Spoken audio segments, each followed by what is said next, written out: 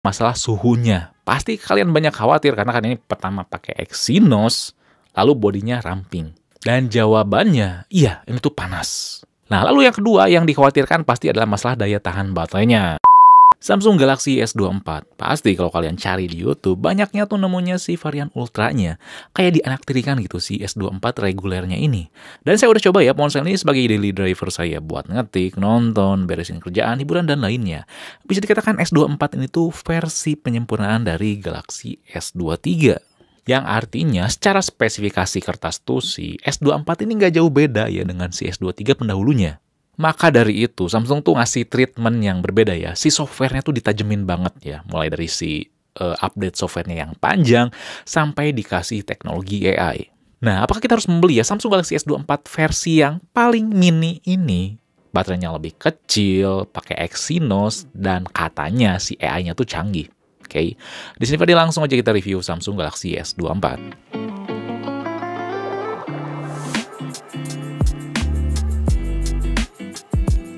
Pertama kita bicara masalah desainnya dulu nih, yang sebenarnya nggak beda jauh kayak S23. Di sini tuh serba flat, yang pasti bikin sebagian orang tuh khawatir karena si frame yang datar tuh takutnya kaku dan bikin grip ponsel gak nyaman.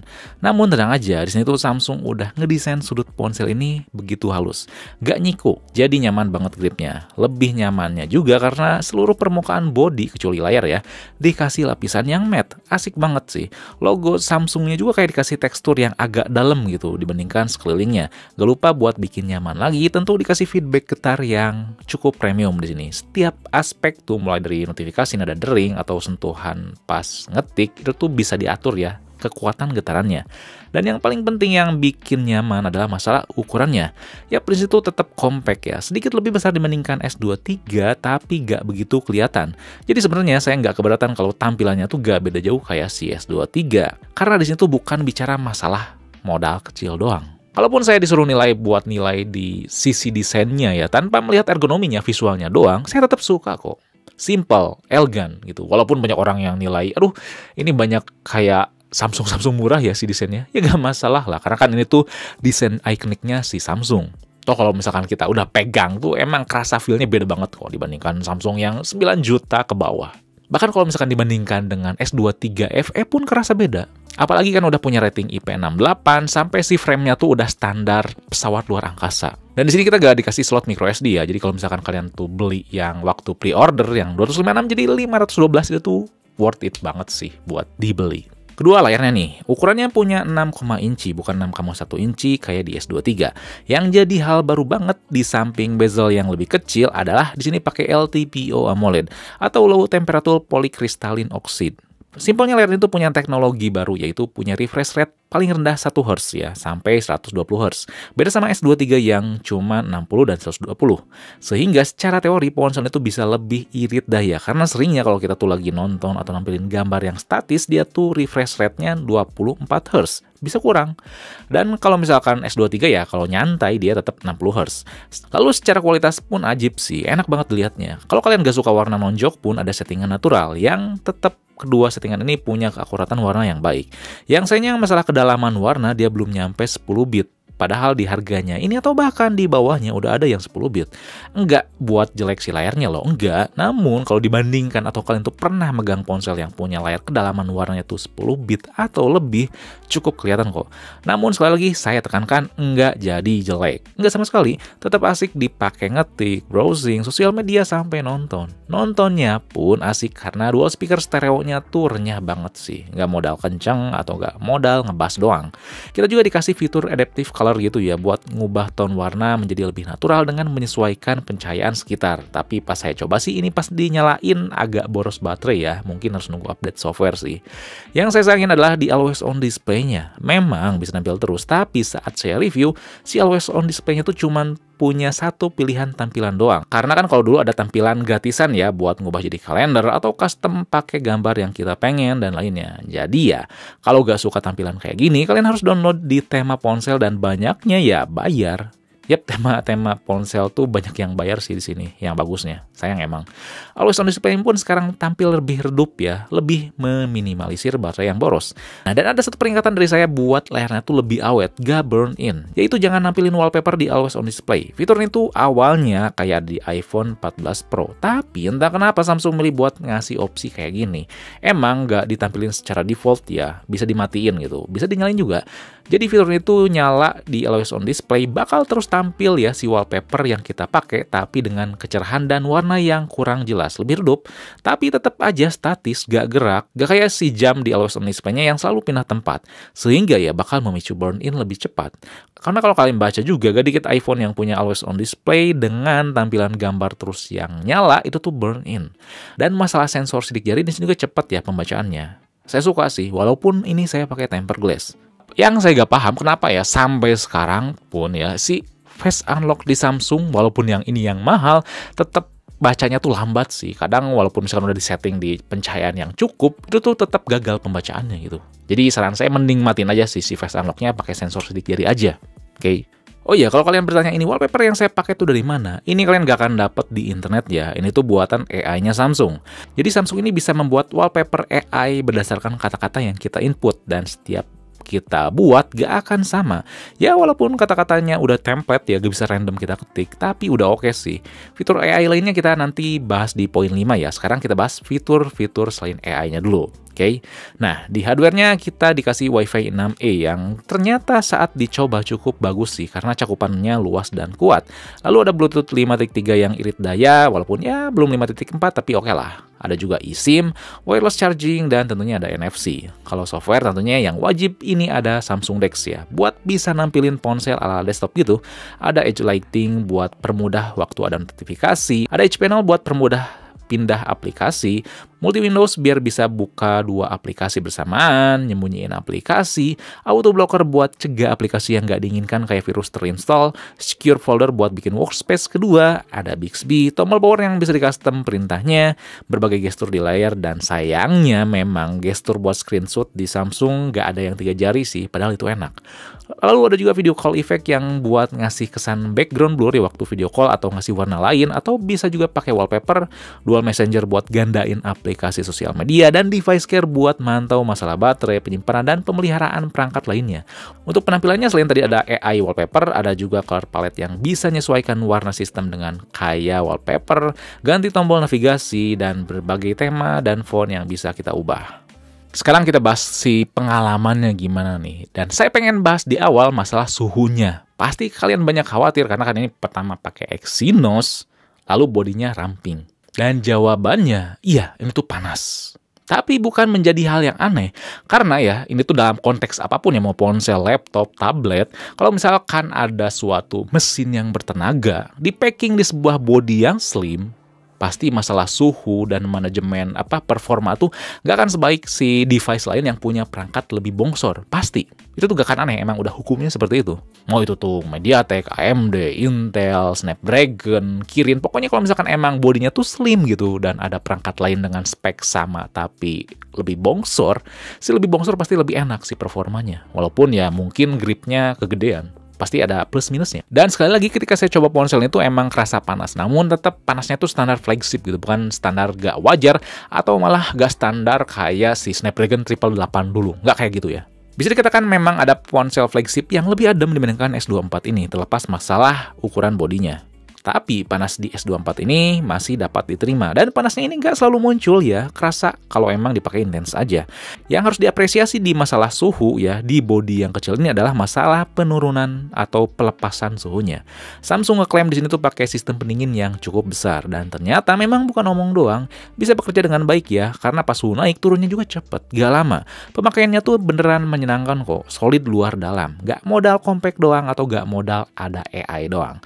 One UI 6.1 di dalamnya tuh bener-bener nyatu banget sama spesifikasi yang ada. Walaupun banyak fitur tetap rapi, bisa dieksekusi dengan baik gitu. Secara visual dan feel jari pun dapat dimanjakan dengan tampilan UI yang enak dilihat dan responsif saat disentuh. Jadi update panjang sampai 7 tahunnya pun secara teori ya ini nggak akan bikin bosen. Nah, tadi walaupun suhu tuh meningkat pas dipakai intens, ponsel ini tetap bisa ngebut kok. Mau itu pemakaian multitasking, banyak aplikasi, editing foto, atau main game. Genshin Impact settingan tinggi dengan PUBG 90 FPS gak ada masalah. Sensitif juga layarnya. Suhu jelas tinggi ya ketika dipakai grafis tinggi, namun selama total nonstop 1 jam lebih dikit main 2 game tersebut, walaupun suhu naik masih bisa dimainkan dengan aman. Tapi tentunya performanya tuh jangan disamain ya kayak ponsel gaming yang udah 2 digit gitu harganya. Pasti jelas beda. Karena ya beda segmennya. Nah, lalu yang kedua yang dikhawatirkan pasti adalah masalah daya tahan baterainya. Exynos, baterai paling kecil di S24.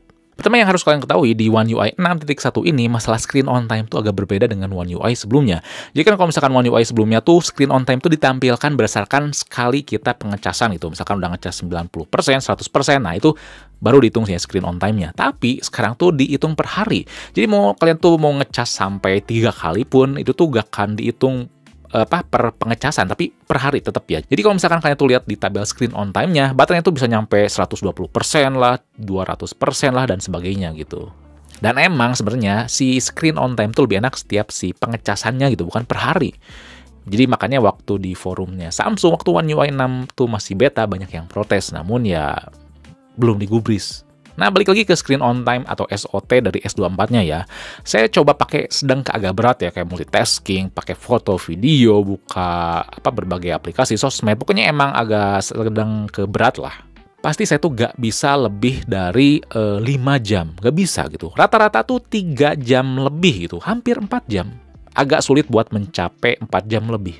Dengan 1 kali pengisian ya, di bawah 100%. Itu tanpa ngegame ya, dengan pemakaian terkadang WiFi juga mobile data 4G ya. Sayangnya belum ada 5G sih di daerah saya. Kalau ngegame jelas lebih boros ya, katakanlah tadi saya main Genshin Impact setengah jam settingan grafis yang tinggi habis 13%. Memang ini masih update awal ya, saya yakin kedepannya baterainya bakal lebih baik seiring update software datang. Namun di update awal ini, kalau dibandingkan dengan ponsel yang sebelumnya saya coba yaitu S23 FE, dengan kondisi update awal juga ya, baterainya masih lebih irit S23 FE, bisa ngasih screen on time 1-2 jam lebih lama dibandingkan dengan si S24 ini. Jadi, apakah baterainya tuh boros ya? Kalau misalkan melihat secara general tanpa melihat dari ukuran bodinya, iya agak boros. Tapi kalau mengingat bodinya tuh mungil, dan itu Android, baterainya ya emang udah cukup lah gitu. Dapat diterima. Megang si Samsung Galaxy S24 ini tuh si baterainya beda tipis ya dengan iPhone SE 3 yang sebelumnya saya coba cukup lama. Pokoknya di satu hari itu pasti harus ngecas lah di jam sekitaran 2 atau jam 3 karena kalau pemakaian sedang ke agak berat, sekitaran jam segitu tuh udah mulai lowbat. Untungnya ngecas dengan 25 watt tuh cukup cepat ya, 10-90% tuh butuh waktu 55 menit. Ya tapi ya chargernya harus beli. Namun tetap ya si experience-nya tuh menyenangkan ya dengan melihat secara keseluruhan walaupun si baterainya bisa dikatakan tadi ya standar. Dan walaupun itu gak ada AI-nya, misalkan gak ada AI-nya, tetap menyenangkan kok. Yap, kita sekarang bahas AI-nya nih, dan si update 7 tahun. Saya bukan anggap AI-nya tuh gimmick, bukan. Kepake kok, hanya saja seperti terlalu terburu-buru gitu, dan gak eksklusif. Ya, kita bahas satu-satu ya. Ini beneran gak gimmick, katakanlah yang saya suka misalkan adalah masalah foto dan videonya, di editingnya. AI-nya bisa membuat video kita jadi slow-mo dengan disentuh aja, dan itu apik. Editing fotonya tuh gampang ya, tinggal disentuh aja pakai AI, walaupun loadingnya ya agak lama. Kita bisa edit bagian kosong ya kalau misalkan si foto tuh di-rotate. Namun hasilnya memang agak terkadang kasar sih. Lalu hapus dan pindah objek juga bisa. Selanjutnya bisa juga ya kita nge-crop foto otomatis dan dibikin stiker instan gitu ya. Gak perlu aplikasi pihak kedua. Lalu yang saya suka juga di aplikasi Notes Samsung ini kepake banget sih buat pelajar atau mahasiswa. Jadi ketika kita nulis teks panjang banget gitu atau nge-copy dari sumber lain, si AI-nya bisa ngerangkum tulisan kita menjadi poin-poin pentingnya aja gitu, dirangkum. Belum lagi kita bisa ngekoreksi teks yang kita tulis menjadi lebih rapih dan benar. Support bahasa Indonesia ini. Kepake juga buat kita kalau misalkan nulis skrip, konten atau lainnya, jadi bisa lebih efisien. Lalu kalau di aplikasi Samsung Internetnya, di browsernya, bisa juga ngerangkum tulisan di web secara langsung sampai nerjemahinnya lebih cepat. Tapi ya nggak ada bahasa Indonesia. Dan yang disayangkan buat ngasih saran penulisan ya, suatu isi pesan atau terjemahan pesan menggunakan keyboard Samsung bawaan, itu masih terbatas di beberapa aplikasi aja. Nggak support aplikasi email. Padahal kan di AI keyboardnya ini kepake buat kalau misalkan kita nyaranin penulisan yang bener-bener dan baku gitu, kayak gimana. Atau bisa juga nyaranin bahasa gaul tuh gimana. Lalu yang disayangkan lainnya adalah fitur penerjemah secara live lewat telepon bawaan, bukan telepon WhatsApp ya, belum support bahasa Indonesia, termasuk mengubah suara voice note ke teks juga belum support bahasa Indonesia. Dan yang lebih disayangkan lagi adalah cuman gratis sampai tahun 2025. Dan gratisnya tuh nggak tahu gimana gitu sih, prospeknya, yang mana yang gratisnya, mana yang bayarnya. Samsung pun belum bisa jawab. Dan fitur-fitur AI-nya ini juga bakal datang ya ke Samsung flagship lainnya. Saya lupa sih yang versi mana aja, kalian bisa browsing ya. Yang pasti artinya si Galaxy AI ini tuh bukan eksklusif buat S24.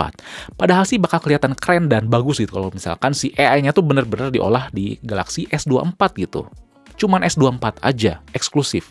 Namun ya Samsung berkata lain sih. Jadi dengan ketidakpastian setelah 2025 gimana, belum support bahasa Indonesia, AI-nya juga belum bisa dipakai secara luas buat aplikasi lain. Setelah coba tuh rasanya kayak terburu-buru gitu. Ini tuh kayak versi AI beta. Iya emang, namanya AI itu terus belajar ya dari hari ke hari, belajar dari si penggunanya juga. Namun ya cukup krusial aja gitu. Oke lah kalau misalkan support aplikasi yang banyak atau luas tuh bisa bertahap. Namun ya seharusnya masalah gratis atau enggaknya itu udah jelas dari awal. Termasuk kalau misalkan memang si AI-nya tuh udah masuk ke suatu negara tersebut, ya udah secara global, seharusnya bahasanya tuh udah luas gitu, udah support bahasa Indonesia juga. Seharusnya. Makanya saya bilang sebelumnya, walaupun si AI-nya tuh nggak ada, si experience si Samsung tuh tetap manis kok di S24 ini. Malahan buat saya yang lebih menarik dibandingkan AI-nya ya si update software-nya panjang sampai 7 tahun. Sama kayak Google Pixel 8. Ini ajib banget sih. Kepake banget ya buat orang yang pakai ponsel tuh lebih dari 5 tahun. Karena ada ya yang pakai ponsel selama itu. Ada.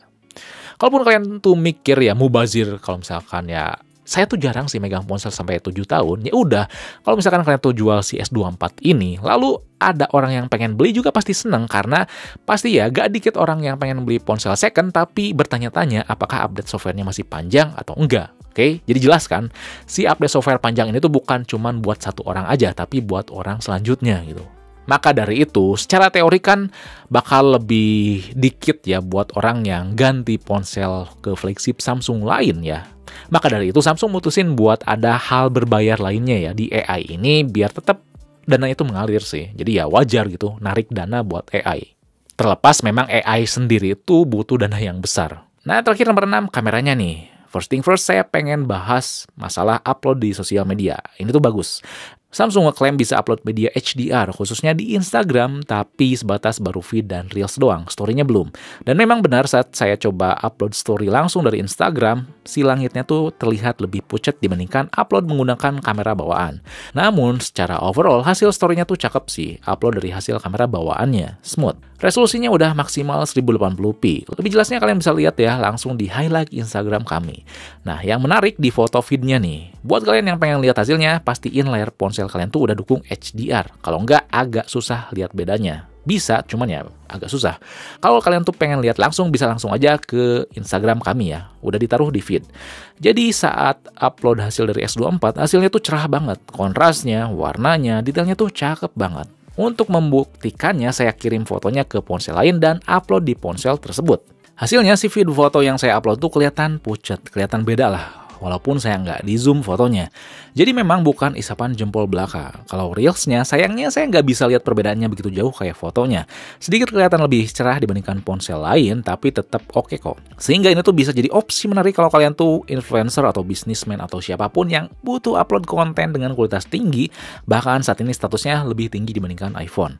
Karena baru S24 aja yang mampu upload foto HDR kayak gini ya. Katanya sih Samsung bakal janjiin upload kualitas tinggi kayak gini berbagai aspek ya, termasuk story Instagramnya. Oke, kita langsung bergerak ke hasil kameranya sendiri. Hasilnya tuh sama kayak performa baterainya. Saya rasa bisa lebih baik dibandingkan sekarang. Nggak jelek loh, ingat ya, nggak jelek.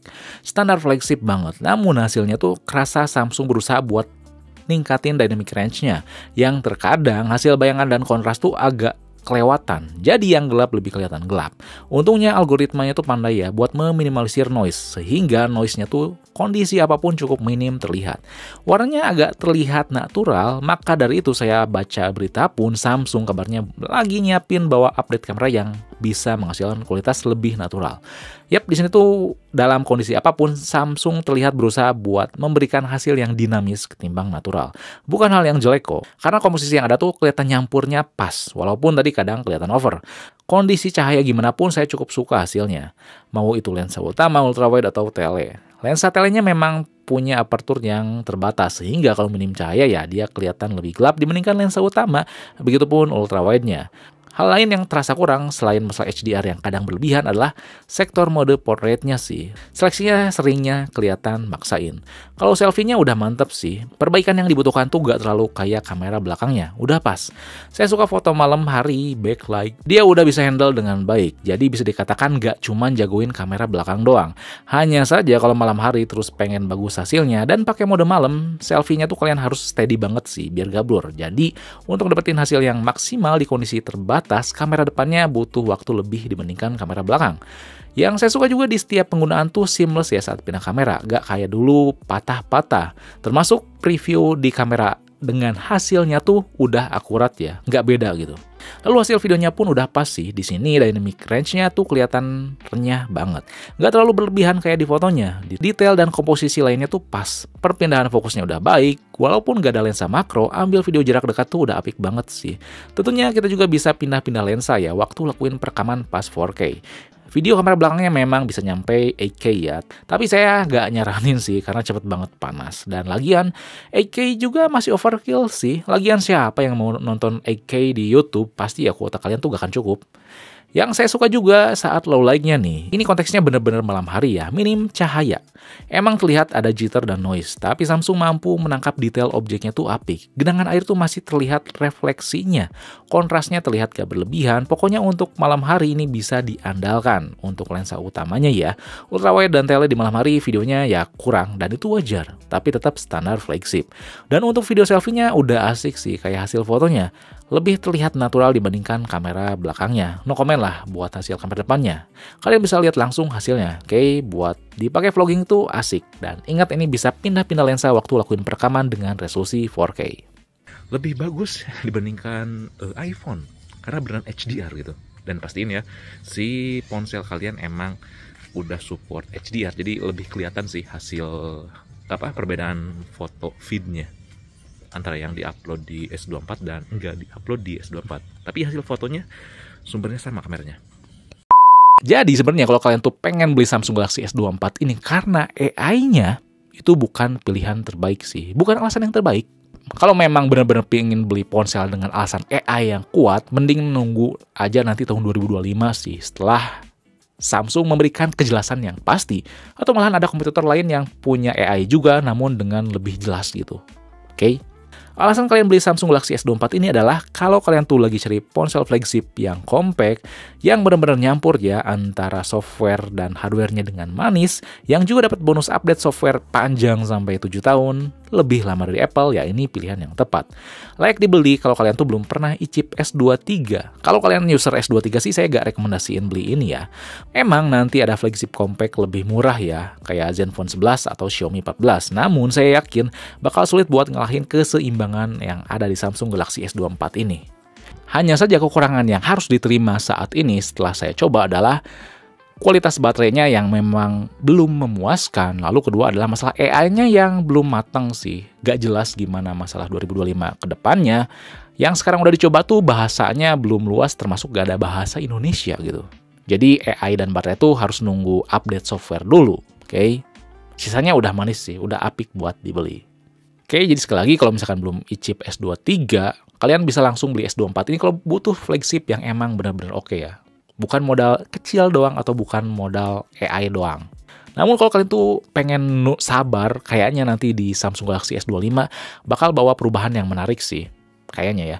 Karena kan S21, S22 tuh sama, S23 dan S24 sama. Nah, ini S25 harusnya beda sih. Oke, jadi sekian aja ya video review Samsung Galaxy S24 ini. Kalau misalkan masih bingung, kalian bisa tulis komen di bawah. Dan jangan lupa juga buat like, share, subscribe, fix me, lalu nyalain lonceng notifikasinya biar gak ketinggalan video berikutnya. Oke, di sini Fadil. Peace out.